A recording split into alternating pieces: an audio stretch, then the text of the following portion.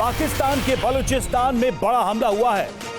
तुर्बत में नौसेना एयरबेस पर यह हमला हुआ है। 8 घंटे से सेना और विद्रोहियों के बीच गोलीबारी। विद्रोहियों ने की एयरबेस में घुसने की कोशिश। रात 10 बजे से तुर्बत एयरबेस पर लगातार फायरिंग। तो 8 घंटे से पाकिस्तानी सेना का ऑपरेशन जारी है।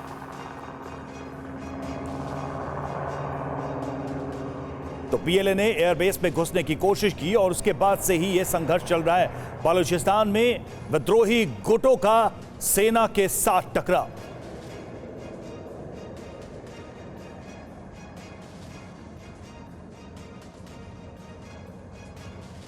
तो तुर्बत की ये तस्वीरें मैं आपको दिखा रहा हूं। ये देखिए 2 तस्वीरें हैं। एक तो 8 घंटे से लगातार सेना का ऑपरेशन चल रहा है और दूसरा कि एयरबेस पर जब अटैक हुआ तो वहां की कैसी तस्वीरें। ये वही एयरबेस है, तुर्बत एयरबेस, जहां पर ये हमला हुआ था। एक बार फिर से बिग वॉल पर इन तस्वीरों को देखते हैं। बलूचिस्तान में देखिए लगातार यहां पर सेना का ऑपरेशन चल रहा है, फायरिंग चल रही है। जो विद्रोही गुट है बलूचिस्तान के बीएलए के, उनके साथ ये संघर्ष है। और जिस एयरबेस की हम बात कर रहे हैं जहां पर हमला हुआ तुर्बत में, वो एयरबेस यही है। यहीं पर यह अटैक हुआ जिसके बाद से सेना के सामने एक नई और बड़ी चुनौती खड़ी हो गई है। फिलहाल सेना का ऑपरेशन चल रहा है। पाकिस्तान के लिए यह नई बात नहीं है, लेकिन लगातार बढ़ते असंतोष और विद्रोही गुटों का यह हमला सेना के लिए बड़ी चुनौती बनता जा रहा है। और यह जो लंबा ऑपरेशन चल रहा है इस वक्त, ये उसी का एक बड़ा उदाहरण है जो इस वक्त सेना के सामने बड़ी चुनौती है।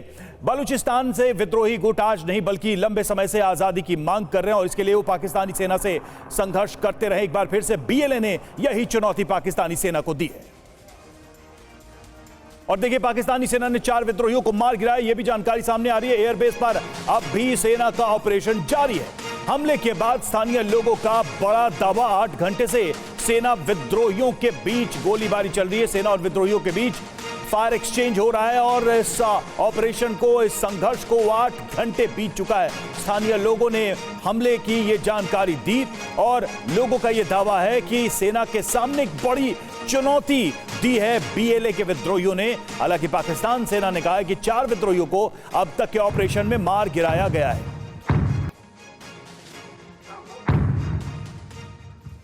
और अब आपको कुछ और तस्वीरें दिखाते हैं। पहली तस्वीर एयरपोर्ट और एयरबेस पर हो रही फायरिंग की है।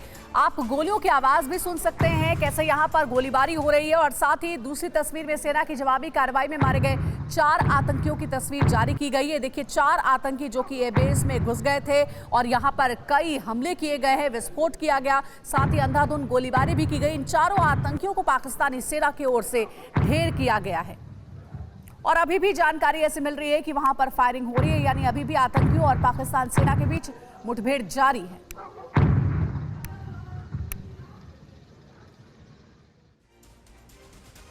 तो बलूचिस्तान में हमला हुआ है और पाकिस्तान में इस वक्त इस हमले को लेकर काफी हड़कंप मचा हुआ है। तुर्बत अंतर्राष्ट्रीय एयरपोर्ट पर गोलीबारी लगातार जारी है और 8 घंटे से यह गोलीबारी चल रही है। नौसेना के एयरबेस पर आतंकियों ने यह हमला किया। विद्रोही गुटों ने बलूचिस्तान के यह हमला किया है और 4 विद्रोहियों ने एयरबेस पर घुसने की कोशिश की। आतंकियों के पास आधुनिक हथियार मौजूद थे। सेना और बीएलए के विद्रोहियों के बीच घंटों तक फायरिंग होती रही। इलाके में कई जगहों पर विस्फोट की खबर भी आई। सेना ने हमले में 4 को मार गिराया है, 4 हमलावरों को मार गिराया और बीएलए की मजीद ब्रिगेड ने इस हमले की जिम्मेदारी ली है। और अब 3 तस्वीरों पर जरा गौर करिए। पिछले 3 महीने में बीएलए की मजीद ब्रिगेड ने पाकिस्तान सेना को कैसे निशाना बनाया है। ये देखिए, पहली घटना 30 जनवरी को होती है, उसके बाद 20 मार्च को भी इसी तरीके की घटना होती है और अब 25 मार्च को ऐसी ही आतंकी घटना को अंजाम दिया गया है। पिछले 3 महीने में ये 3 बड़ी घटनाएं हैं। बीएलए की मजीद ब्रिगेड ने पाकिस्तान की सेना को निशाना बनाया है।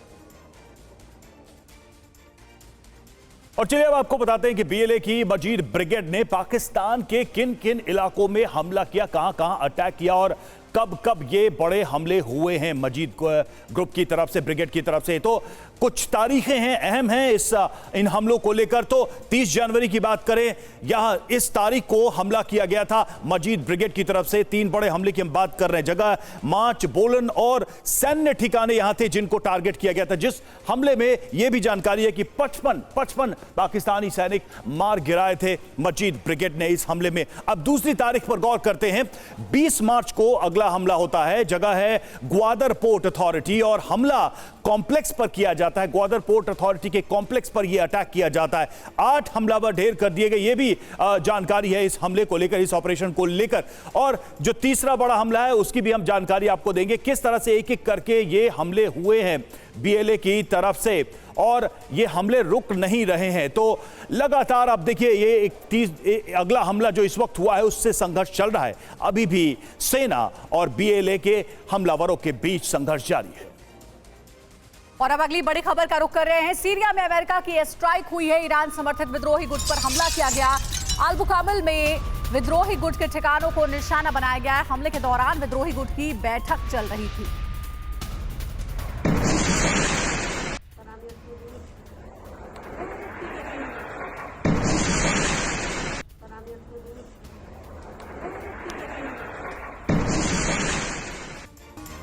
और गाजा से इजरायल पर कई रॉकेट हमले हुए हैं। आयरन डोम ने कई रॉकेट्स को मार गिराया है। इजरायल के आसमान में रॉकेट सैन्य अटैक विफल हुआ है।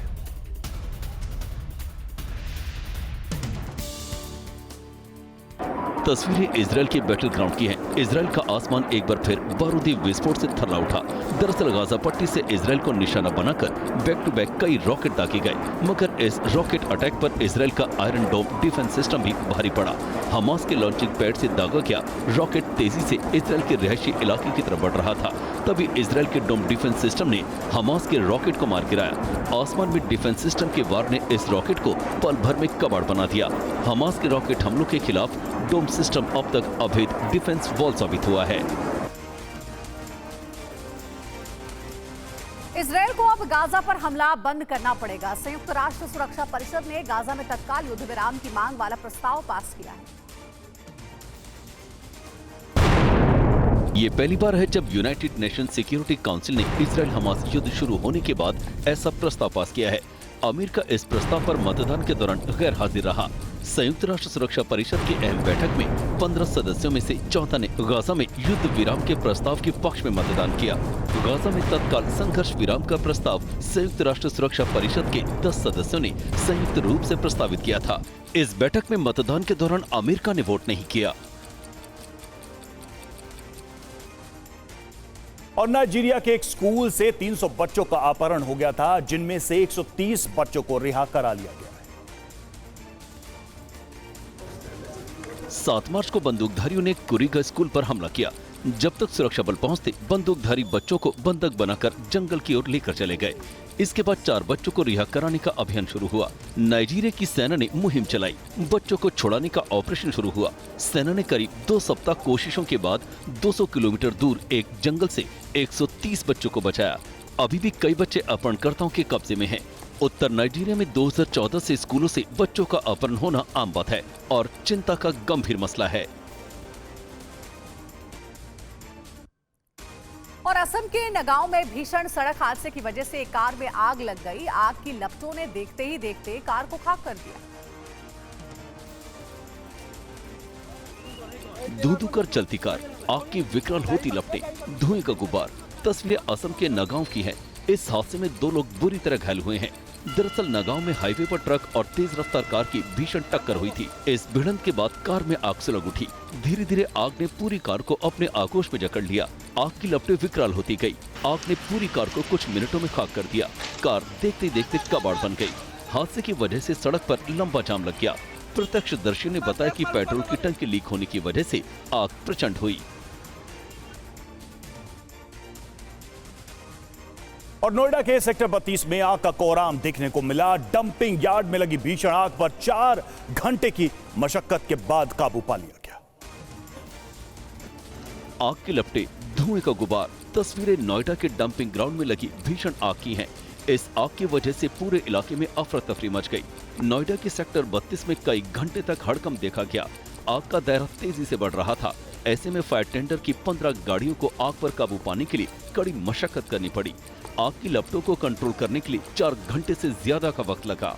लगभग 15 गाड़ियां हमने यहाँ लगा रखी हैं और हम बुझाने की कोशिश कर रहे हैं और उम्मीद है कि हम जो है लगभग 3 से 4 घंटे में बुझा लेंगे। और बड़ी खबर है, जेल में मुख्तार अंसारी की तबीयत बिगड़ गई है। मुख्तार को बांदा मेडिकल कॉलेज में भर्ती करा दिया गया है। देर रात 3 बजे मुख्तार अंसारी की तबीयत अचानक बिगड़ गई।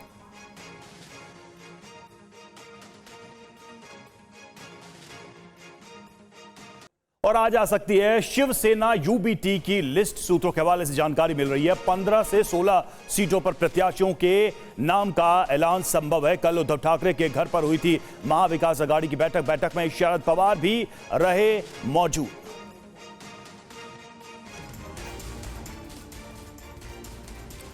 महाराष्ट्र में सीट बंटवारे पर महाविकास अघाड़ी में सहमति नहीं बन पा रही है। सीट बंटवारे पर मंथन के बीच सोमवार को शरद पवार और उद्धव ठाकरे के बीच एक बैठक हुई। दोनों नेताओं के बीच ये बैठक करीब 2 घंटे चली।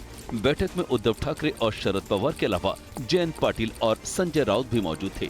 सूत्रों से मिली जानकारी के मुताबिक कांग्रेस और शिवसेना के बीच कुछ सीटों को लेकर पेच फंसा हुआ है, जिस पर मंथन जारी है।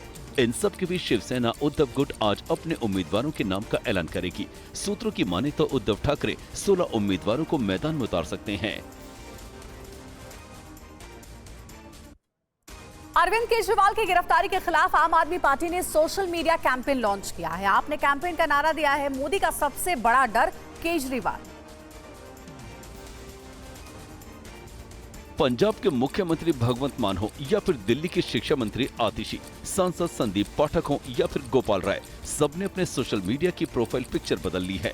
आम आदमी पार्टी के सभी नेताओं ने सोशल मीडिया पर अरविंद केजरीवाल की डीपी लगाई है, जिसके साथ एक स्लोगन लिखा है, मोदी का सबसे बड़ा डर केजरीवाल। आम आदमी पार्टी का दावा है कि केजरीवाल देश के एकमात्र नेता हैं जो प्रधानमंत्री नरेंद्र मोदी को चुनौती दे सकते हैं कि अगर इस देश में कोई एक नेता है जो उन्हें चैलेंज कर सकता है तो वो नेता अरविंद केजरीवाल है। और दिल्ली में आम आदमी पार्टी आज विरोध प्रदर्शन करेगी। पीएम आवास घेरने का भी प्लान है। दिल्ली के लोगों को आज ट्रैफिक जाम की समस्या का सामना करना पड़ सकता है। दिल्ली के सभी 70 विधानसभा क्षेत्रों में आम आदमी पार्टी विरोध प्रदर्शन करेगी। अरविंद केजरीवाल की गिरफ्तारी के विरोध में आम आदमी पार्टी के नेता और कार्यकर्ता दिल्ली की सड़कों पर उतरेंगे। आप नेताओं के पीएम आवास का भी घेराव करने का ऐलान किया है, जिसे देखते नई दिल्ली के कई रास्तों से ट्रैफिक को डाइवर्ट किया जा सकता है। हंगामा ज्यादा बढ़ा तो कुछ मेट्रो स्टेशनों को भी बंद किया जा सकता है। दिल्ली ट्रैफिक पुलिस इस संबंध में एडवाइजरी भी जारी कर सकती है। बीजेपी ने भी अरविंद केजरीवाल के खिलाफ मोर्चा खोल दिया है। बीजेपी आज दिल्ली में विरोध प्रदर्शन करेगी। केजरीवाल की गिरफ्तारी के बाद अब बीजेपी उनके इस्तीफे की मांग कर रही है। बीजेपी आज केजरीवाल के इस्तीफे की मांग को लेकर दिल्ली में विरोध मार्च निकालेगी, जिसका नेतृत्व दिल्ली बीजेपी के अध्यक्ष वीरेंद्र सचदेवा करेंगे। ये मार्च सुबह 11:15 बजे फिरोजशाह कोटला स्टेडियम से आईटीओ होते हुए दिल्ली सचिवालय तक जाएगा। दिल्ली शराब घोटाले में केजरीवाल की गिरफ्तारी के बाद से ही सियासत गरमाई हुई है। बीजेपी और आम आदमी पार्टी के नेता आमने सामने हैं।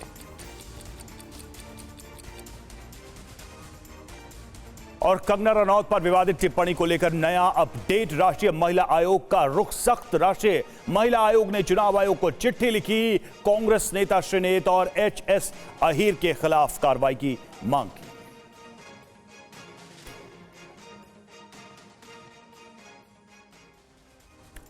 तो लोकसभा चुनाव के बीच बीजेपी उम्मीदवार कंगना रनौत पर कांग्रेस प्रवक्ता सुप्रिया श्रीनेत की एक विवादित टिप्पणी बड़ा मुद्दा बन गया है। इस विवाद पर कंगना रनौत ने सुप्रिया श्रीनेत को तीखा जवाब दिया है।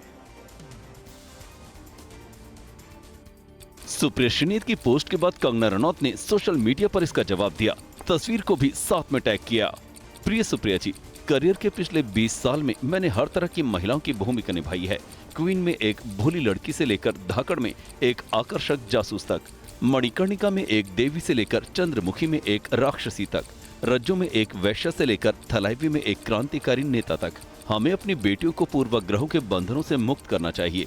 हमें उनके शरीर के अंगों के बारे में जिज्ञासा से ऊपर उठना चाहिए। हर महिला अपनी गरिमा की हकदार है।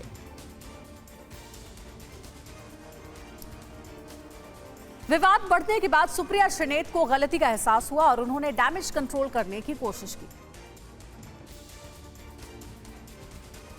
कंगना के इस जवाब के बाद सुप्रिया श्रीनेत को भी लगा कि उनसे बड़ी चूक हुई है। यही वजह है कि उन्होंने पोस्ट को डिलीट कर दिया और फिर सफाई पेश की। फेसबुक और इंस्टाग्राम अकाउंट का एक्सेस कई लोगों के पास है। उसमें से किसी एक व्यक्ति ने आज एक बेहद घृणित और आपत्तिजनक पोस्ट की। मुझे जैसे ही पता चला, मैंने सर्वप्रथम उस पोस्ट को डिलीट किया। बीजेपी ने इसे नारी शक्ति के अपमान से जोड़ दिया। आज नारी शक्ति का अपमान करने से भी कांग्रेस पीछे नहीं हटी। और बीजेपी के कई नेता पोस्ट का स्क्रीनशॉट लेकर सुप्रिया के खिलाफ कार्रवाई की मांग कर रहे हैं। प्रियंका गांधी और खरगे से सवाल पूछ रहे हैं कि क्या वो सुप्रिया श्रीनेत को बर्खास्त करेंगे। दिल्ली से हिमाचल तक सियासत तेज है। कंगना रनौत पर विवादित पोस्ट मामले पर बीजेपी नेता रमेश बिधूड़ी ने कांग्रेस को घेरा। तो जिनकी सोच और जिनकी मानसिकता जैसी है, उनको दूसरे भी यही नजर आते हैं। कंगना जी एक साधारण परिवार की बेटी है और साधारण परिवार की बेटी ने ही अपने आप को बढ़ाते हुए और फिल्म इंडस्ट्री तक ले जाकर हिमाचल को गौरवान्वित किया है। सुप्रिया श्रीनेत पर कांग्रेस के भीतर से भी सवाल उठने लगे हैं। किसी भी महिला के बारे में इस तरीके का कमेंट करना बहुत दुर्भाग्यपूर्ण। वहीं कंगना रनौत की उम्मीदवारी पर हिमाचल प्रदेश की सियासत में उबाल आया हुआ है। बीजेपी और कांग्रेस एक दूसरे पर हमलावर है। कंगना रनौत के मंडी से बीजेपी उम्मीदवार बनने पर प्रतिभा सिंह ने कहा कि फिल्मी किरदार और राजनीतिक भूमिका में बड़ा अंतर होता है। हमें खुशी है कि उनको भी मौका मिला है। हालांकि वो सेलिब्रिटी है, बट एकदम से राजनीति में आकर कैसी भूमिका निभाती है वो देखने वाली बात है। अनुराग ठाकुर ने कहा, मानदंड रख के चुना जाता है और वैसे ही जीतने वाले कार्यकर्ताओं को टिकट मिली है। कांग्रेस नेता विक्रमादित्य सिंह ने कहा कि क्या वो इतना समय जो है हिमाचल प्रदेश के 1/3 क्षेत्र को दे पाएंगे। और हिमाचल के मंडी से प्रतिभा सिंह लड़ सकती हैं चुनाव। TV9 भारतवर्ष से बोली प्रतिभा सिंह, कंगना के खिलाफ चुनाव लड़ने को तैयार। हाईकमान कहेगा तो चुनाव लड़ने को तैयार। मंडी सीट से कंगना को बीजेपी प्रत्याशी बनाए जाने के 24 घंटे के भीतर प्रतिभा सिंह का इरादा बदल गया है। उन्होंने TV9 संवाददाता कुमार विक्रांत से फोन पर बातचीत में कहा कि उम्र के इस पड़ाव में मैंने लोकसभा चुनाव नहीं लड़ने की आलाकमान से इच्छा जताई थी, लेकिन कंगना रनौत की उम्मीदवारी के बाद अगर आलाकमान मुझे ही मुकाबला करने की जिम्मेदारी देता है तो मैं पीछे नहीं हटूंगी। हालांकि इस पर मुझे अभी आलाकमान से अंतिम चर्चा करनी है, लेकिन आलाकमान का फैसला सरमाथे। बातचीत से साफ है कि वो कंगना के खिलाफ दावेदारी पेश करने का मन बना चुकी हैं। और अब खबर हरियाणा से। होली पर पूर्व मुख्यमंत्री मनोहर लाल खट्टर और पूर्व गृह मंत्री अनिल विज के बीच तल्खी कुछ कम होती नजर आई। तस्वीरें हरियाणा की अंबाला की हैं। मनोहर लाल खट्टर और अनिल विज गले मिले, एक दूसरे को तिलक लगाया। हरियाणा में मुख्यमंत्री बदले जाने के बाद पैदा हुई तल्खी इस होली मिलन से कुछ कम हुई। इस मुलाकात के जरिए मनमुटाव और गिले शिकवे भी दूर करने की कोशिश हुई। इस होली मिलन से एक दिन पहले हिसार में अनिल विज ने कहा था कि उन्हें जानकारी नहीं थी कि हमारा मुख्यमंत्री बदला जाएगा। मनोहर लाल खट्टर को सब कुछ पता था, ये पूरा खेल उन्हीं का था। लोकसभा चुनाव के बीच अनिल विज का बयान बड़ा संकेत देने वाला था। हरियाणा के हिसार लोकसभा सीट से बीजेपी का टिकट न मिलने के बाद कुलदीप बिश्नोई ने नाराजगी की खबरों का खंडन किया है। देखिए पूरी खबर। बीजेपी नेता कुलदीप बिश्नोई ने अपने बेटे और आदमपुर से विधायक भव्य बिश्नोई की नाराजगी भरे ट्वीट के बाद कार्यकर्ताओं को मायूस न होने की नसीहत दी। मेरे पास कल से बहुत लोगों के फोन आ रहे हैं, मायूसी है। मेरी उन सबसे प्रार्थना है कि हमें मायूस नहीं होना है। अभी जिंदगी बहुत लंबी पड़ी है। आज हमारा प्राथमिकता हमारा देश होना चाहिए कि देश कैसे आगे बढ़े, और देश आगे तब बढ़ेगा जब माननीय नरेंद्र मोदी जी के हाथ मजबूत करें। इससे पहले भव्य बिश्नोई की सोशल मीडिया पोस्ट के बाद बीजेपी से बगावत की खबरें फैल गई। इसके बाद कुलदीप बिश्नोई को सोशल मीडिया के जरिए सफाई देनी पड़ी। और मुंबई से दुखद घटना सामने आई है। माहिम बीच पर 5 युवक अरब सागर में डूब गए। ये हादसा उस वक्त हुआ जब पांचों युवक होली खेलने के बाद समंदर में नहाने गए थे। नहाने के दौरान उनमें से कुछ युवक गहरे पानी में चले गए और डूबने लगे, जिसे देखकर उनके दोस्त मदद के लिए दौड़े, लेकिन वे भी डूबने लगे। लड़कों को डूबते देख चीख पुकार मच गई। मौके पर मौजूद गोताखोर डूब रहे युवकों को बचाने के लिए समुद्र में कूद गए। उन्होंने 2 युवकों को बाहर निकाल लिया, जबकि एक युवक की समंदर में डूबने से मौत हो गई। एक दूसरा युवक गंभीर रूप से घायल है, उसे मुंबई के एक अस्पताल में भर्ती कराया गया है। एक युवक अभी भी लापता है।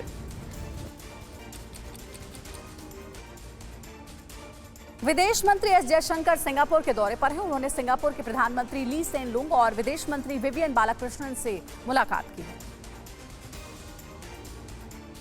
मुलाकात के दौरान दोनों देशों के नेताओं ने अपने मैत्री संबंधों का इजहार किया और द्विपक्षीय संबंधों को आगे बढ़ाने पर चर्चा की। एस जयशंकर की सिंगापुर के नेताओं के साथ पश्चिम एशिया की स्थिति पर भी चर्चा हुई। सिंगापुर के बाद विदेश मंत्री फिलीपींस और मलेशिया के लिए रवाना होंगे। जयशंकर के दौरे से पहले विदेश मंत्रालय ने जानकारी दी थी कि 23 से 27 मार्च की यात्रा 3 देशों के साथ द्विपक्षीय संबंधों को बढ़ाने पर केंद्रित होगी और एक होकर काम करने के अवसर प्रदान करेगी। और दिल्ली के अलीपुर इलाके से दर्दनाक घटना सामने आई। एक शख्स ने अपनी पत्नी का गला रेतकर हत्या कर दी। अलीपुर के बलधारी कॉलोनी के इस मकान में मातम पसरा है। एक दिन पहले तक यहाँ खुशी का माहौल था, लेकिन कल सुबह चीखने और चिल्लाने की आवाज आने लगी। पड़ोसियों ने जब घर के अंदर देखा तो उन्हें 30 साल की एक महिला का शव पड़ा मिला, जिसकी तेजधार हथियार से हत्या की गई थी। परिजनों का आरोप है कि हत्या को महिला के पति ने अंजाम दिया है। महिला का पति फरार है। इसकी मां ने, बाप ने इनके मिल के इस लड़की की गर्दन काट दी है और जब तक वो जिसने गर्दन काट के चारों लिया लेंगे उससे पहले हम हाथ को नहीं दिखने देंगे।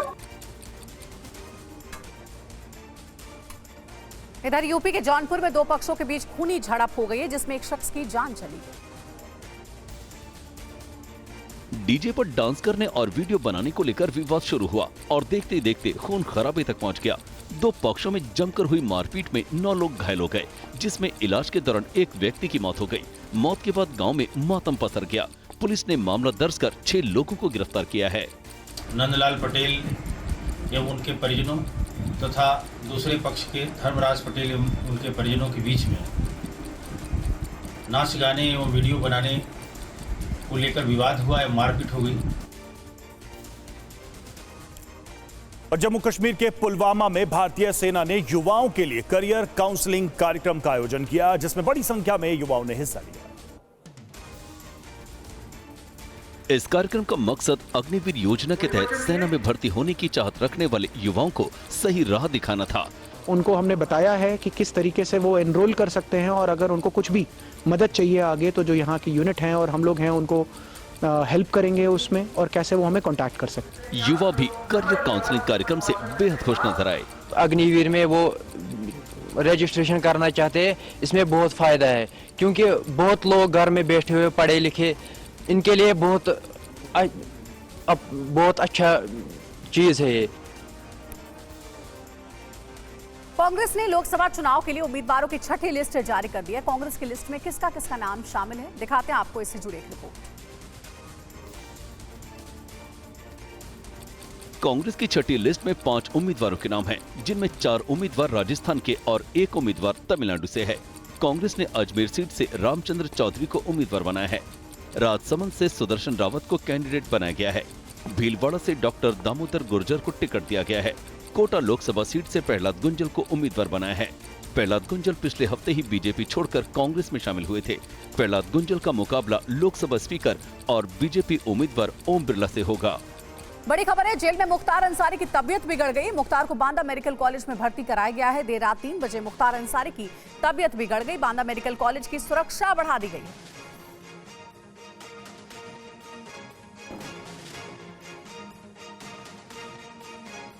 देखिए, देर रात 3 बजे मुख्तार अंसारी की अचानक से तबीयत बिगड़ गई। फिलहाल बांदा जेल में बंद है मुख्तार अंसारी, और इसी को देखते हुए बांदा मेडिकल कॉलेज की सुरक्षा बढ़ा दी गई है।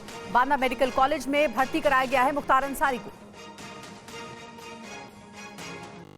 ज्यादा जानकारी के साथ हमारे सहयोगी पंकज हमारे साथ जुड़ गए, उनसे बात करते हैं। पंकज, तबीयत बिगड़ने की खबर सामने आ रही है मुख्तार अंसारी की, क्या हुआ इन्हें? देखिए, पिछले करीब 3-4 दिनों से मुख्तार अंसारी इस बात की शिकायत कर रहे थे कि उनकी तबीयत खराब हो रही है। हालांकि उन्होंने स्लो पॉइजन की भी शिकायत की थी। एक जेलर और 2 डिप्टी जेलर इस मामले में सस्पेंड भी हो गए हैं। और कल देर रात 3 बजे और जो डॉक्टर से अभी रानी दुर्गावती मेडिकल कॉलेज जो बांदा, जहां पर आईसीयू में इनको शिफ्ट किया गया कल देर रात करीब 3 बजे, तो मेडिकल कॉलेज के जो प्रिंसिपल हैं उनसे जो जानकारी मिली उसमें यह है कि उनको कॉन्स्टिपेशन की बहुत बड़ी शिकायत थी, जिसकी वजह से उनको अचानक से जब तबीयत बिगड़ी है कल देर रात, तो इनको अस्पताल में शिफ्ट कराया गया है, आईसीयू में रखा गया है। डॉक्टरों की एक टीम, 5 डॉक्टरों की एक टीम बनाई है जो इनकी देखरेख कर रही है और इनके परिवार को भी जानकारी दे दी गई कि उनकी तबीयत खराब है और बताया जा रहा है कि मामला मतलब अभी वो स्थिर है। शुक्रिया आपका पंकज, पूरी जानकारी देने के लिए। तो मुख्तार अंसारी की तबीयत अभी ठीक बताई जा रही है, लेकिन देर रात 3 बजे उनकी तबीयत खराब हो गई थी। बांदा मेडिकल कॉलेज में मुख्तार अंसारी को एडमिट कराया गया है।